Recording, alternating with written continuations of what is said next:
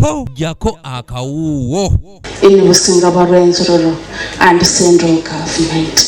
Omusinga wa Rwenzururu Charles weziri mu mbere ila ngoma akowode abali abakuumibe Omusinga ng'okuva ku lwanagano kwaliwo mu mwaka gwa 2016 wakati waabwe ne gavumenti nga nakati bakyalira kunsiko nti baddembe okuddeka batandike obulamu obujja ng'enteeseganya ez'okubukaza emirembe bwe zigenda mu maaso.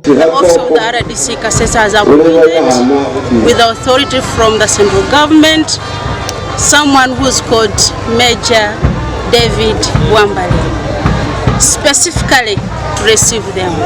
So Omusinga is calling on his children to come back home to settle with their children and wives and for the development in Omusinga for peace, unity and reconciliation. Bino bibadde mu bubaka bwatise n'abakyala w'Obusinga Nyabagole Agnes Tungu wabadde akomekereza okutalaga Rwenzori ng'abunyisa obubaka bw'Omusinga eri abantu be obukwatagana n'okukuuma emirembe obumu wamu n'okwongera enkolagana. He sent me the message of peace, unity, forgiveness and reconciliation, such that development can prevail in Omusinga wa Rwenzururu and Rwenzori region.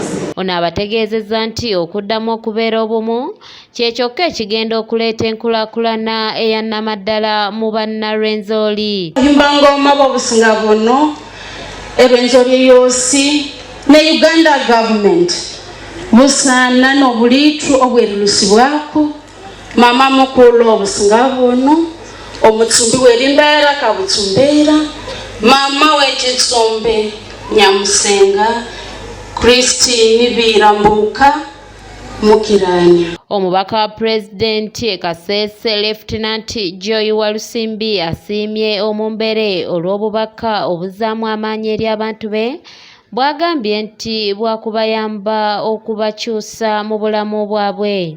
Era n'enjogera okusaba abantu tuwulirize nnyo ababaka kyatugajjidde okukola kubanga tugambye tugatte wamu tubeere bumu ate era tusonyiwagane ebyadde emabega ebyayita emabega bino tutambule bulungi n'emirembe n'enkulaakulana mu kitundu.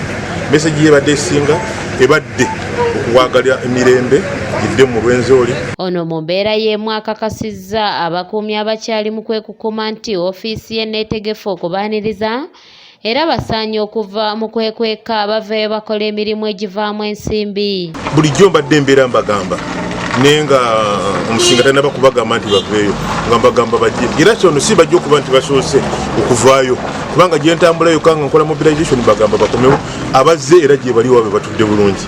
Si abansonga katubaako n'ensonga nabo ku lwaki si tebalina kitiisa ku gavumenti twagala badde babeere mu maka gaabwe babeere ng'abantu abalala ba bulijjo baleme kubonaabonera eyo bwereere.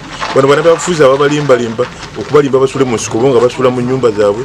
Dr. Mande Judy ng'ono mutuuze w'e Bukonzo East Constituency asiimye Omusinga olw'obubaka obuzaamu amaanyi bw'abawadde n'okuddamu okuzimba emirembe era nga bwakubayamba nnyo. And I believe her message will leave a very clear impact in terms of development, in terms of unity, in terms of reconciliation, in terms of forgiveness, especially the families, including my family, by the way. We lost an uncle.